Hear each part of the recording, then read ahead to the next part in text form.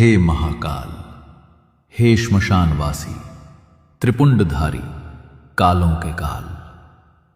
जब दुनिया ने हाथ छोड़ दिया, जब अपनों ने पीठ फेर ली और जब किस्मत ने हर मोड़ पर इम्तिहान लिया, तब मुझे सिर्फ एक ही चौखट याद आई, तुम्हारी। लोग कहते हैं कि मेरी जिंदगी में संघर्ष बहुत है, पर वो नहीं जानते कि मेरे संघर्ष से बड़ा मेरे महाकाल का नाम है। इस दुनिया की क्या औकात जो मुझे गिरा दे। मुझे संभालने वाला खुद ब्रह्मांड का राजा है। तुमने ही मुझे हर टूटे हुए पल में समेटा है। जब भी मैं हारा, तुमने चुपके से आकर कहा, उठ, मैं खड़ा हूं तेरे पीछे। महाकाल, मुझे दुनिया की दौलत नहीं चाहिए, मुझे बस तुम्हारा वो आशीर्वाद चाहिए जो हर निगेटिविटी को भस्म कर दे।